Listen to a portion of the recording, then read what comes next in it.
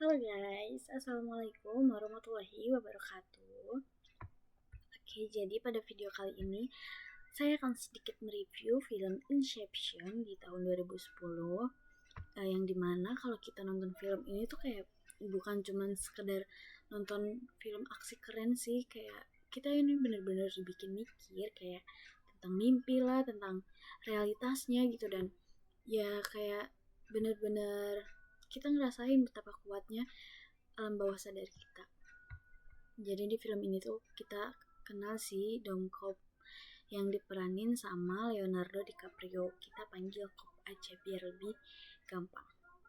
Nah, jadi ternyata si Dongkop ini emang bukan pencuri yang gak mencuri barang biasa, tapi mencuri rahasia dari mimpi orang lain. Tapi pertama-tama yang harus kita ketahui kalau Inception itu artinya menanam ide.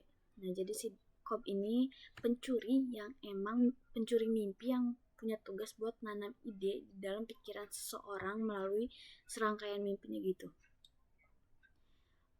Jadi si Cobb ini itu punya tim ya, kayak yang terdiri dari si ahli arsitek mimpi, terus juga ada si pengatur waktunya, sama ada ahli manipulasi realitas dalam mimpinya juga untuk saling kerjasama.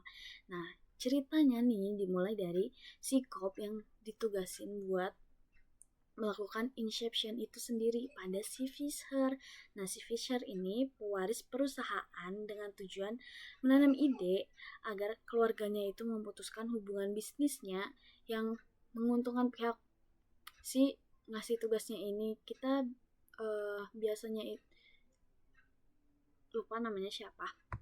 Terus juga jadi selama misi ini tuh tim harus kayak menavigasi gitu lapisan mimpi yang semakin dalam tuh, harus sambil berhadapan dengan gangguan utamanya gitu, kayak tentang ingatan si Cobb tentang istrinya lah, si Mal, istrinya itu Mal yang emang muncul sebagai bayangan rasa bersalah dan ancaman juga terhadap misi yang lagi dijalanin sama si Cobb.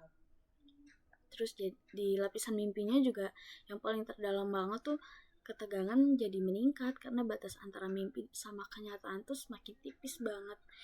Jadi bikin keputusan si karakternya pun jadi bener-bener krusial banget.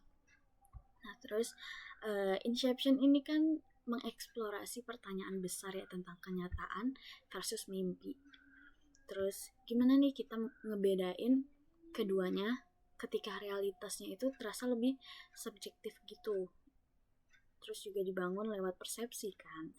Jadi narasi ini tuh kayak gak cuman sekedar nekenin rasa bersalah juga, tapi emang ada beban masa lalu lah gitu yang emang dirasain sama si Cobb saat menjalani tugasnya itu. Terus juga perlu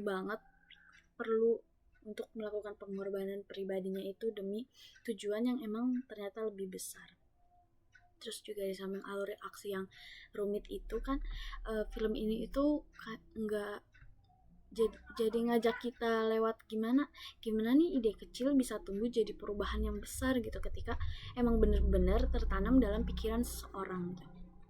Terus jadi pada film ini tuh konsepnya itu kayak berkaitan erat dengan batin bawah sadar kita, dimana kayak lapisan-lapisan mimpi itu benar-benar berfungsi nih, kayak ibarat pintu ke bagian-bagian terdalam pikiran yang sering gak sadar kita sadarin, kayak tempat kita nyimpen tekad lah, ketakutan, aspirasi juga bisa kayak. Jadi ketika ide masuk lewat jalur bawah sadar kita tuh, dia beneran bisa memicu keputusan yang nyata banget di dunia sadar kita. Terus pada film ini tuh pesan moral yang benar-benar saya tangkap, bagaimana POV dari saya itu yang paling menonjol itu kayak ternyata kekuatan ide dan imajinasi itu penting banget kalau kita lagi punya ide sama imajinasi itu penting buat mahamin realitas diri kita itu kayak gimana gitu. Jadi ide yang ditanam dengan cerdas itu emang bisa ngerahin seseorang pada tindakan yang sebelumnya nggak dipikirkan, asalkan konteks dan motivasinya jelas. Tapi film ini itu juga ngingetin bahwa konsekuensi dari tindakan tidak kita di masa lalu juga bisa ngikutin kita kemanapun kita pergi.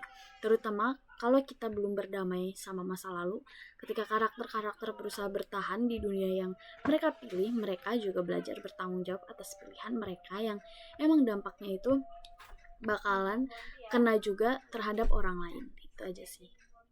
Oke, itu aja yang bisa aku sampaikan. Kurang lebihnya mohon maaf. Wassalamualaikum warahmatullahi wabarakatuh.